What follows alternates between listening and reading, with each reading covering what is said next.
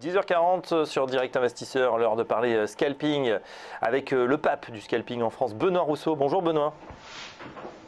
Bonjour Fabrice. Trader pour compte propre et fondateur du blog Enlil. Alors, on voit ce marché qui remonte un petit peu, qui tente une percée ce matin. Bon, plus 1,20 actuellement sur le CAC.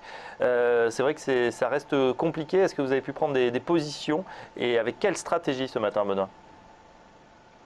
Oui, alors j'ai appliqué la stratégie que j'avais évoquée à 9h avec Lucie. L'idée c'était qu'on est quand même sur un marché qui est un peu indécis. Là je trouve que l'on commence à stagner pas mal sur les points bas, hein. On s'écroule plus en tout cas, malgré la baisse par exemple du Japon cette nuit. On essaye plutôt de tenir certains niveaux, notamment sur le CAC 40, les 4300 points. Donc j'avais en fait deux stratégies, deux stratégies. Si jamais on baissait dans la matinée, essayer de rentrer sur les 4275 qui était un beau support technique, et si on cassait le point pivot journalier à la hausse, rentrer pour essayer de profiter d'un breakout. Donc là on est le point pivot journalier est à 4333, là on est à 4355, on a une petite pointe vers 65-68, donc pour l'instant c'est plutôt bien parti sur ce breakout que je vais essayer de maintenir jusqu'à temps que l'on monte. Alors on arrive un peu sur des niveaux élevés. Hier j'avais espéré qu'on réintègre les 4400 même brièvement, parce que c'est le support 1 mensuel.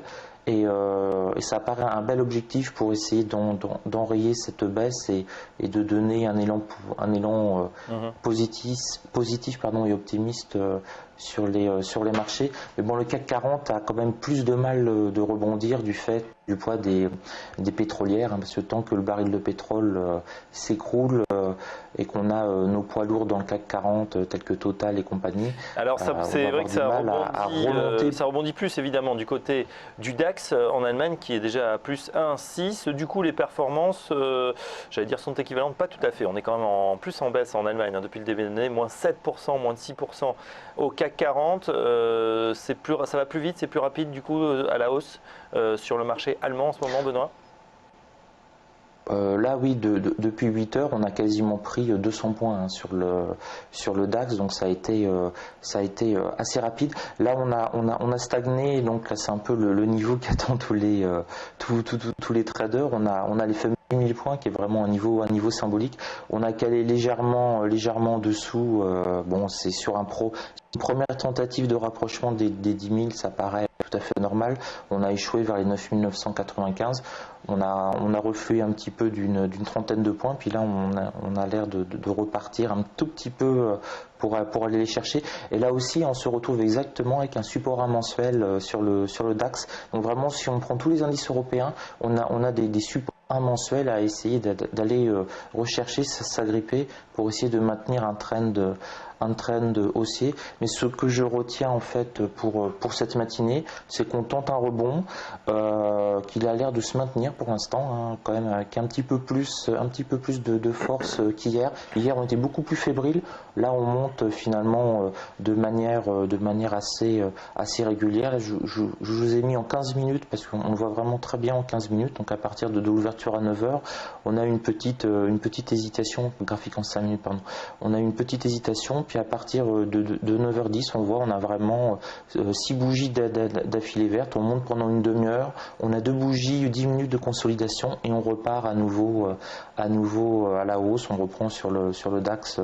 Comme ça, on enchaîne ainsi 5 ou 6 bougies d'affilée. Donc on a un rythme en fait haussier assez classique, 5-6 bougies, une demi-heure de hausse, 10 minutes de baisse ou de stagnation, et on repart tranquillement. Donc c'est un marché, là il faut rentrer, hein, pour le moment, en sachant qu'on a quand même ce plafond de verre qui est un petit peu gênant, ce support mensuel. Je pense qu'on peut le franchir, hein, on peut le casser, mais il faudrait vraiment que les États-Unis par contre derrière suivent. Et alors qu'ils étaient plutôt actifs hier à la hausse, on a par contre là je vous mets le Dow Jones par exemple. On est à la traîne, hein, par contre, ce matin sur les indices futurs américains. Ils sont plutôt à la peine, ils viennent juste de passer vert. Hein. On a le Dow Jones qui vient juste de passer vert sur futur, alors qu'on a quand même des indices européens qui ont pris plus de 1%. Donc là, je suis un petit peu dubitatif sur le fait que les indices américains remontent pas très vite.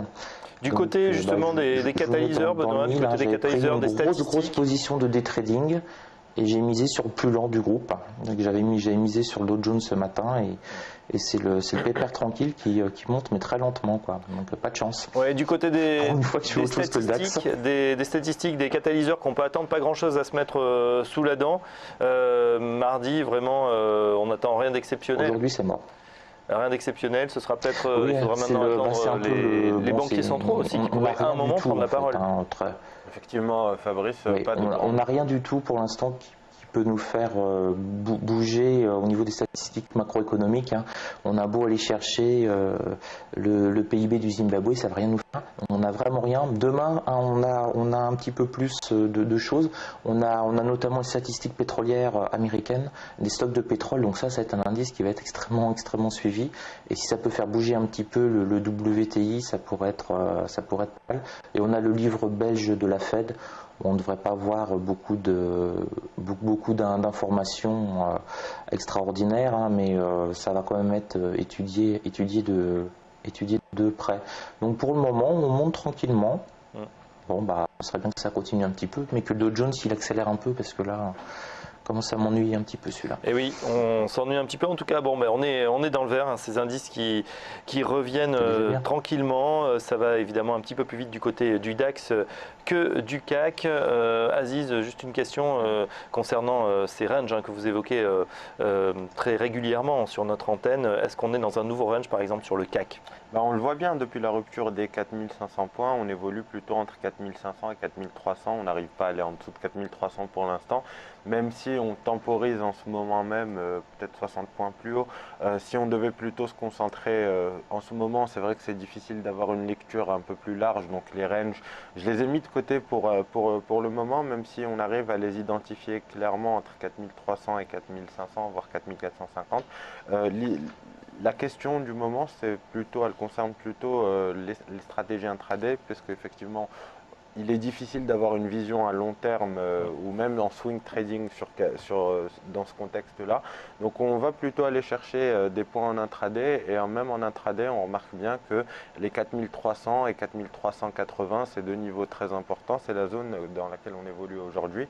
Et je pense justement que le rebond auquel on assiste, à l'image de ce qui s'est passé un peu hier, risque de caler sur les niveaux actuels, 4360 voire 4380 au plus haut.